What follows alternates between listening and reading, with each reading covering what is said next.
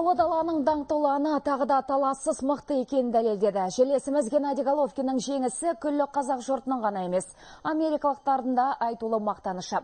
Нью-Йорктың Мэдисон Сквер Гарден алаңына жиналған қара құрым халық нөпірінен соны аңғаруға болады. Қазақстандық даңқты боксшы уәдесінде тұрып, жанкүйерлеріне тартысты жекпе-жек ұсына білді. Көптен күткен бокс кешінің әсері жайында ақштағы меншікті тілшіміз Жігер Сәрсен әңгімелейді.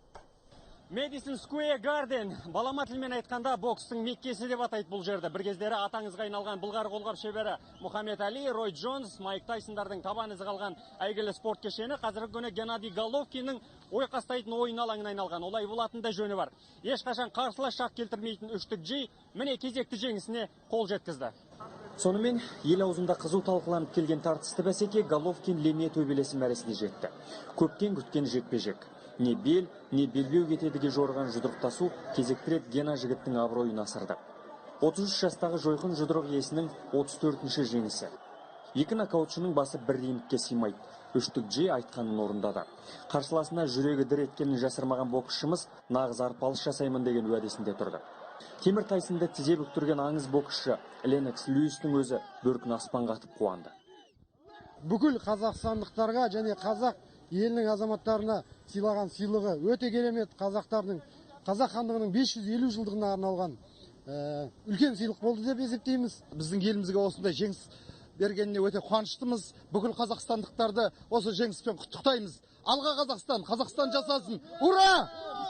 Жалпы Головкиннің мұхиттың арғы жағында өткерген әрбір ойыны Құрама Штаттардағы бүкіл қазақ жанкүйерлерін бір жерге тоғыстыратын үлкен той. Бұл жолда ақштың әр қиырынан жиналған жерлестеріміз ардақты ұлына бір кісідей қолдау танытты. 20 мың жан сыққан стадионда ине шаншар орын болған жоқ. Өйткені отандық жанкүйерлерден бөлек Геннадийсе америкалық аудиторияның да ішкен асын жерге қояры анық. Тіпті ойын басталмас бұрын Головкинге келіп арнайы сәлем берген ақш президенттігінен үміткер Дональд Трамптың өзіне тұрады. Ал қазақ боксшысының есімін еселей шулаған құлпаштаулар алаңның әрбір ұшынан бір сәтке де тынған емес. Нағыз мықтылардың айқасы болды. Головкиннің қарсыласы да осал емес. Бірақ Гена талайды мойындатқан боксшы. Сөз жоқ, қарсыласын бәрібір сұлата білді. Тіптен ғажайып жұдырық иесі. Өте керемет тартыс, көз сүйсінеді. Айта кету керек, тартысты бәсеке тұңғыш рет pay-per-view жүйесі арқылы, яғни ақылы түрде миллиондаған телекөрерменге жол тартты. Демек, бүгінгі қазақ батырының жарқын жеңісі соншама жұртқа ұлы дала есімін бірге әйгілей білді деген сөз. Тек тіл көзден сақтап, ұзағынан сүйіндірсін деген тілек.